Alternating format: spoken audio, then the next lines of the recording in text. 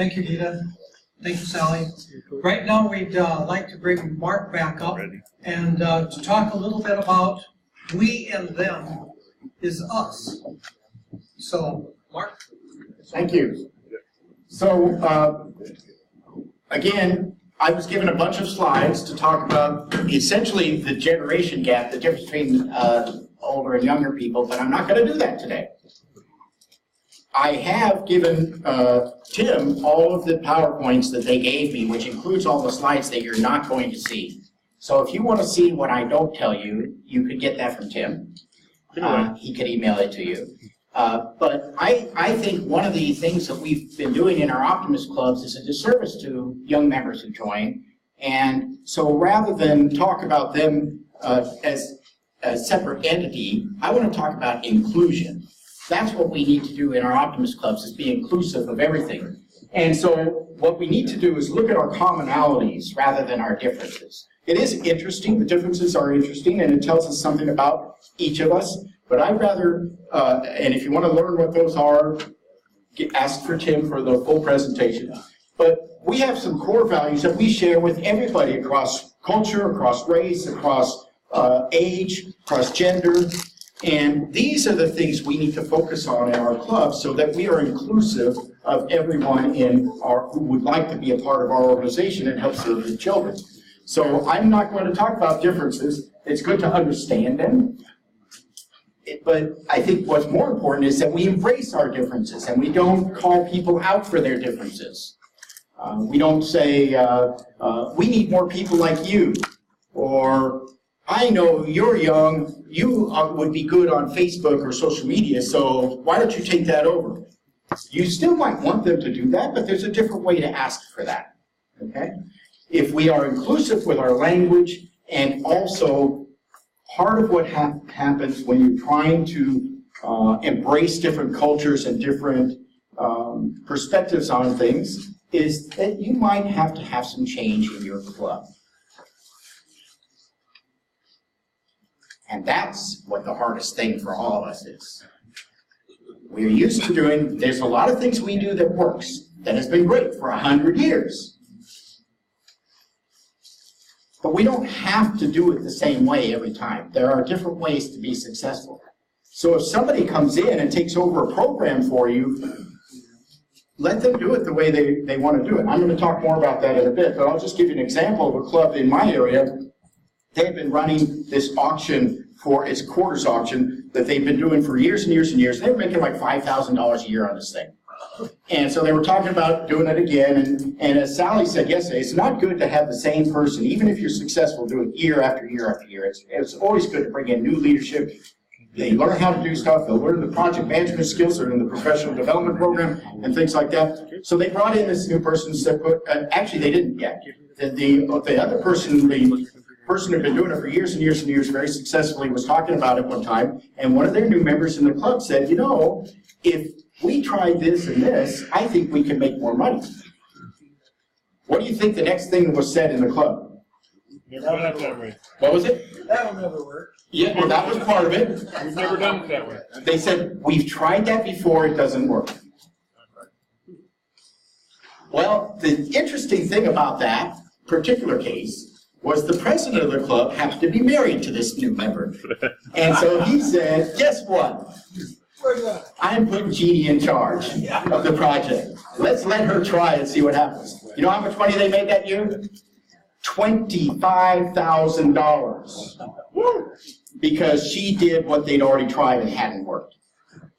So sometimes we, with our preconceived notions about what success is, there's a great, one of the workshops I do from time to time is on mindfulness.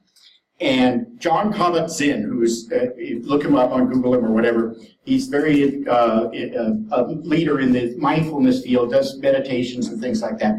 What he says is he prefers, he doesn't say prefers it, but he says the beginner's mind is open to all possibilities. The expert mind has already decided what works and what doesn't work. Okay? So sometimes we have to keep that in mind. And when they studied research on all of the age groups in our organization. And this wasn't, I don't think, just in our organization, but they studied all the age groups and they asked them some questions about why they would join organizations like Optimus. And these are the things that they said. 85% wanted to be valued. They wanted to be appreciated. They wanted a supportive environment for what they were doing. Okay, so this was it was a business. It was business. That's what they surveyed people in business what they wanted out of their workplace, and they wanted to be a part of a team. That's why people join our organization too. The one thing that's not in there but is 100% is we all want respect.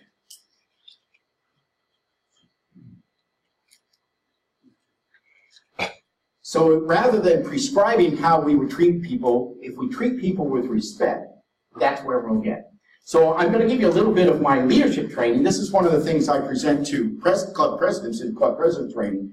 This is something I made up. It's not part of the Optimus 100 thing, but I think it's pertinent because if you apply these principles to every member of your club, new and age group, race, culture, whatever, these things will apply. It starts with the R, which is respect. And you'll notice I have under here a little parenthesis that says value. When you respect people, you show that they have value to you. And remember, that was one of the things, to feel valued. 85%. So how do we show people that they have value? Well, we treat them with respect, we recognize their accomplishments, and we build relationships. That's what our organization, that's what all of our success anywhere in your life will come from relationships that you build with other people. The way you build relationships is by including them in your world, working together, not singling them out for their differences and saying, because you're this way, we'd like you to do this, or we'd like you to bring in more people like you. We build relationships and enjoy the relationships that we have for what they are. And then when we have these relationships with people, when we ask them to do stuff, they're more willing to do it. That's why when I talk to people about how to select your leadership team that we saw introduced here earlier today, I talk to people about when you go ask somebody, say, I want you to take on this position because I know you have the skills to do that. I know that because, number one, I recognize your past accomplishments, and I know through our relationship that you can do this. And that's why I want you to take this position. So that's how you ask people in your club to do stuff. The second, the A in RAMP, is autonomy, and that is how you do things. So the example I gave of the auction, they had a certain way of how they did it. But what the president did was he gave the new person the autonomy to do it the way she wanted. If you put somebody in charge of a project, don't keep telling them how to do it. Let them figure it out. Maybe they will fail.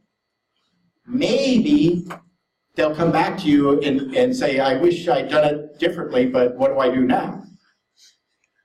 Or maybe they will be even more successful beyond your imagination. But if you do not give them the autonomy, they will not have the buy-in to what they're doing, and they won't put their whole self into it. And that's what you want in a workplace, that's what you want in your office club. The third part of this, the RAMP, is M for mastery. And this has to do with what you ask people to do. What you do want to do is give people things they can be successful at. You know from their past, you know from your relationship, you know from their accomplishments in the past what they can do. And so you give them tasks that are challenging enough for them, but not over their head beyond their capability. You would never, you might ask me, but I'll never do it, but you shouldn't ask me to be a secretary-treasurer of a club. Okay? That's beyond my skill set. I don't think the right way for that. If you put me in that position, and you ask me, and I feel obligated to say yes, I may go into that position and feel very responsible, but also very vulnerable that I can't do the job right. And I'll be worried about it, I'll be all stressed out about it all the time, and I won't enjoy my time in your club. And at the end of the year, I might have been the secretary-treasurer, but I also might be so stressed out about it that I say, I don't need this stuff anymore. I'm going to go do something that makes better sense in my life. So when you're assigning tasks to people, you want to give them something that's within their skill set, but it should challenge them a little. If it's too easy, they won't have interest in it. If you challenge people, they will have the interest to do it right.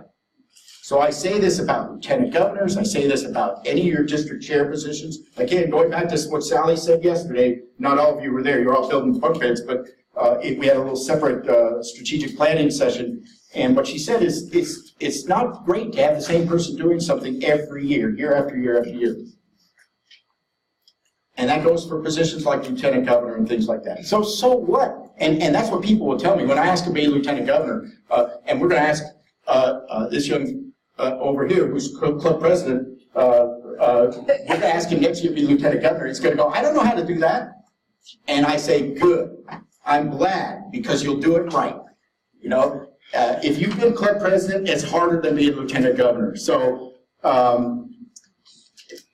just let people figure it out, okay?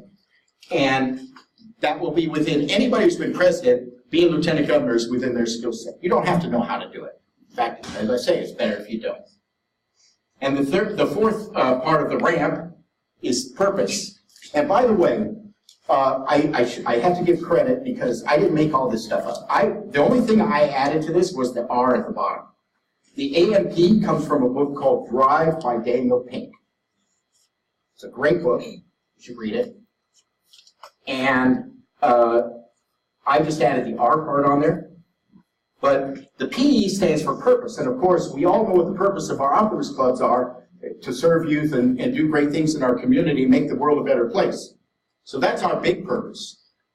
And when Daniel Pink talks about it, he says there's a big P and a little p. So what I just described was the big P. The little p is what each individual in your club contributes to that big purpose. And the way he words it, one of the ways he words it so you can understand it is, would people notice if I wasn't here? Does my contribution to the club make enough impact that if I wasn't here, the club would say, oh, I sure wish that person was here to do this. So that's the little p. And so each member of your club needs a purpose for their being in your club. And that's why when you bring new people in, you want to incorporate them into your activities right away without telling them how to do it. You put them in a position, and I'm going to talk about, what I looked through this program is, are Harmony people in the room? Okay. What I'm going to say, I'm going to qualify by saying, whatever I say now has nothing to do with the program you're going to hear about next, okay? I'm taking the liberty of bringing this in because when I looked at this particular book, I said, wow, we need to do this in our Optimist Clubs. And so I just want to incorporate a little bit of that into this presentation today because this is the crux of the matter when we're talking about bridging the generations or any other cultural differences in our club. So I'm just going to open this up. You guys can still represent this later because I'm not doing what's in the book exactly. But they introduced this character called Z. And he's an alien. I shouldn't say he because it might not be a he. That's one of the things we have to consider in our organization. We're going to have more people coming into our clubs that are not are in the traditional gender roles that we're used to. So I shouldn't have used that word, but this is an alien named Z who comes and meets a bunch of students and they say, oh, we'd like to get to know you. And the program here, which they'll tell you about later, talks about how the children talk about their differences and things like that. And so I want to talk to you about a world, and then they bring them into their project because one of their projects has to do with growing things. And so they teach the new person in their group how to do plants, and it comes across a plant that's not doing so well, and they teach the Z character how to handle this. So here's what I want to do right now. I want to tell you about a world. So these children, these were the first people Z ran into, and these children were so inclusive with Z that Z went back and communicated to their home world how great a world this earth was, because the people here are so inclusive and they love us and they want us to come and join with them and be part of their schools and part of their communities. And so what's happened since this book was written was there's been a whole bunch of Zs who have come to Earth and settled in and started making a living here and doing great things in their communities. And it turns out they have certain skills that optimists have always been excited about. They know technology. They know how to use the social media. They do all kinds of things. They're very smart. And so they keep going, we got to get more of these Zs into our clubs because they can help us. And so they start getting Zs, and Zs go, yes, I want to be part of this group. I want to help you help kids. I want to help you help their communities make it a better place. And so they enter the clubs. And then what happens when they join the clubs is they encounter some certain things that make them go away. People start talking to them like this. Oh, you're so good with technology. We want you to do this. We want you to bring more people like you into our organization. Or when they're visiting around and talking to people about joining their organization, they whenever they come across a Z, they go, oh, we're really looking for more Zs. And what does that tell the Z? It tells them that there's something wrong with this organization, that there's not very many Zs in it. And they're really trying hard to get me to come in for some reason, but there must be some reason why I shouldn't. The other thing that's about these Zs, and again, this has nothing to do with the program you're going to hear about. I'm just making all this stuff up. But they have these ears on them, and they can hear very well. They hear certain frequencies very well, but there's other frequencies that they don't hear. So it's very hard for them in club meetings to hear everything that's going on and understand, but also they're translating what's going on. They're vegan. They don't eat any animal products. They don't have those on their planet.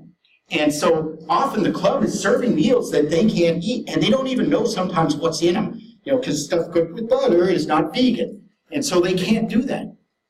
And so they're running into all these situations in the club, and nobody seems to care. Oh, you're funny, you can't eat that, don't worry about it. You can have it, there's a lettuce, you can have a little salad over there. And they're not really being brought in as a full member of the club. They're being treated as eccentric. And I've had young people in our organization say to me directly, after I joined the organization, I was treated like a zoo animal. They say, oh, and they want me to speak for all young people, And so they keep talking to these Zs, and they say, hey, what do Zs think about this?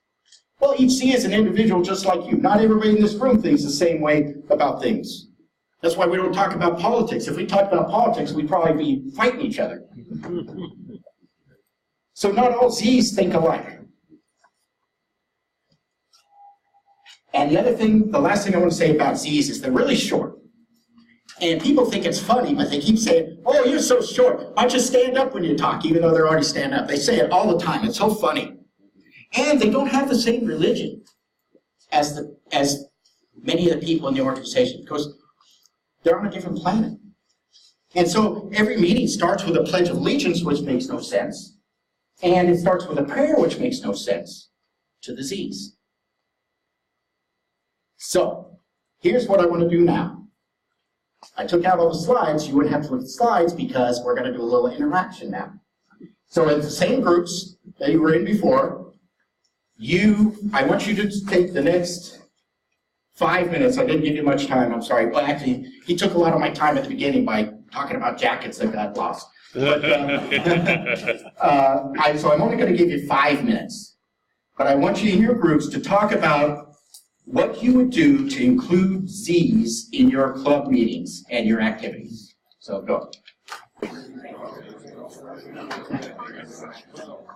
Okay, if we can have your attention, please.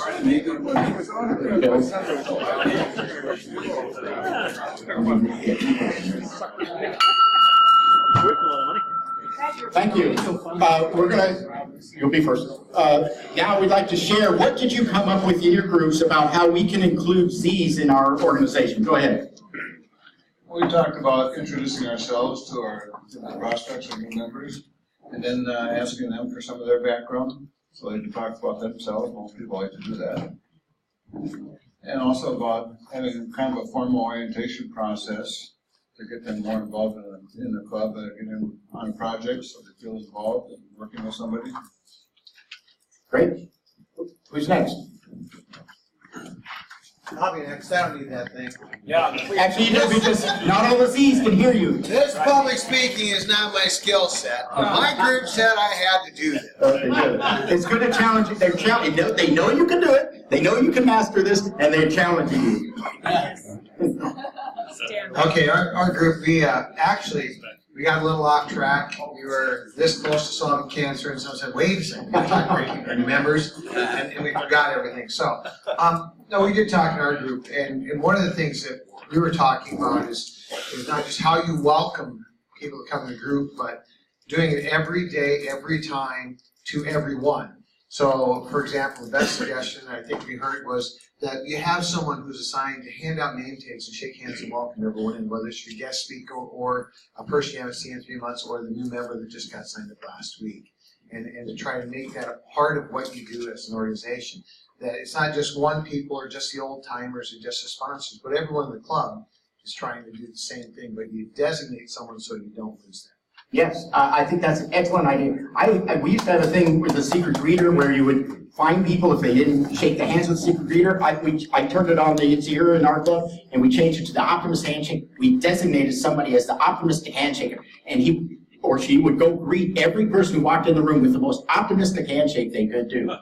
Go ahead, who's next? Who's next? Let me put some people on the spot if you would like. Do not stand up if you do not want to speak, but the first timers here today, how have you felt about being included in the district activities? If you don't want to stop, don't do it, but if you feel like saying something, go ahead. Don't put anybody on the spot. Okay, any other groups? Dave, okay.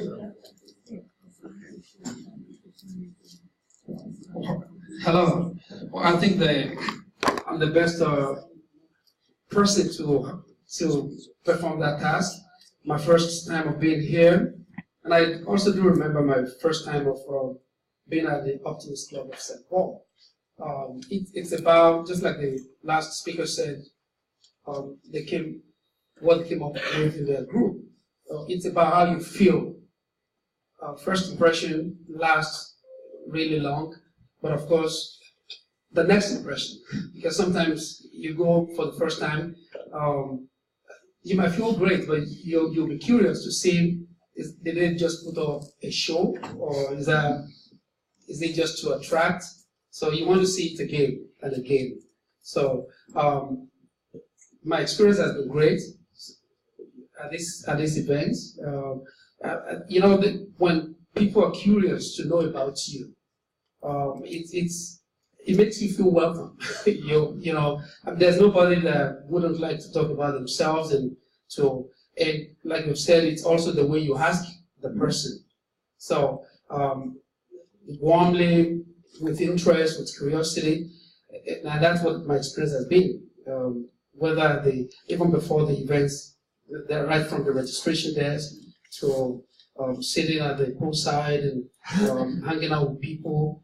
It's about, tell me more about yourself. Tell me what's your background, what do you do in that club, and some other things like that. So that's really helpful. Thank you. In wanting to come back. And I congratulate yourself. You were a successful district in including a new member. I learned things about the healthcare system that I didn't know in speaking with him. So he's very interesting.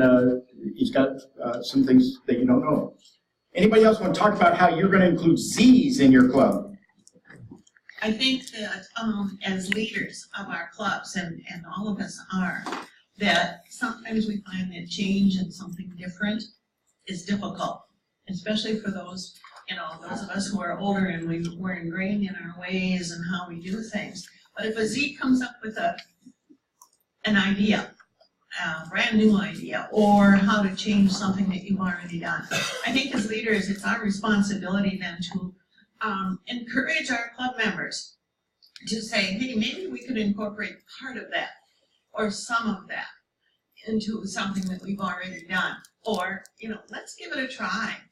And if it works, great, and if it doesn't, oh well, but we've tried. And I think that, we have a lot of members in there, even older than I am, and it's hard to get them to convinced to change and do something different. But as a leader, I think that's part of our job. The key to inclusion is going to be to get some of your current members to change the way they act. They may be your best members, they may be your most productive members, but they're hindering your ability to include new types of people in your club. I've seen it everywhere I go. I've seen it in this district. Don't go away, because we got one more I want you to talk to. Okay. So it's happening in your clubs. If you really think you know who these people are, and you're going to have to get them to change. One more in the back, and then I'm going to take a minute or two off you guys' time, but I already introduced Z, so that'll save you a minute. I just wanted to piggyback on that a little bit. One of the things that resonated with me is there are very many people that have been core members of the club for a very long time. And perhaps a meeting of those people saying, this is what we learned at the district meeting. This is how we can be more inclusive without calling anyone out on it. Let's have a discussion on how we as a club can change our behavior and then hold people accountable for that changed behavior. If you did that, you would make me feel like the best, that would make me feel better than anything that's happened in this weekend. Because my goal is to get you to do just that. And if you want, we have things called Zoom meetings and stuff like that. I can join your club remotely over the computer. I'd be happy to lead a session on inclusion. I think every club needs to do that. I've seen it in my own club. I'm now going to take 2 minutes or 3 minutes from your time, but we were working on a new club. We thought we had the greatest club in the world, and we did in terms of the kind of things we measure. We were growing, we were building new clubs and stuff. And we were building a new club in Santa Barbara. And the people said, oh, how's it work? What happens? And we said, oh, you can come to our club meeting and you'll see what a good club looks like, and then you'll know. And so 2 young men came and an older guy who was part of their organization. They were part of this organization that was dealing with youth. And they came to our meeting, and I have to admit, at least 3 of our good people were gone from the meeting who are very charismatic and exuberant and optimistic. So we were missing a few people. But I still thought the meeting went okay. We went later back to the group, and the people who came to our club meeting weren't there. But me and another guy from my club went, and we talked to the person who was in the office, and she said, oh yeah, they came back and they told us it's just a bunch of old people sitting around having breakfast. We thought we had a great club. We looked at each other and said, we met the enemy and it is us. Yeah. So we changed. We changed my club. I became club president a couple of years later for this very reason, and I incorporated optimism into our club. That's what's missing from our club meetings is optimism. I have a whole hour thing I can talk to you about that. I probably did last time I was here, so remember that. And then, I changed my club, the way it worked, and we went from, we had 17 members when we started, we added 10 and dropped 3, so we ended with 24 members, and they stayed. Because we were an optimistic club now, and not the old people sitting around having breakfast. And they were younger. Our current president is one of those people. I don't know how old she is, so I don't ask those questions, but she's an attorney, and I'm sure she's under 30. Maybe she's in her 30s. And she comes out of that. So they will come and stick if you change what you're doing. The reason they don't stick is because of what you're doing. And with that, I'm going to turn it over to our next guy. Dave, I'm sure, is going to introduce our next speakers.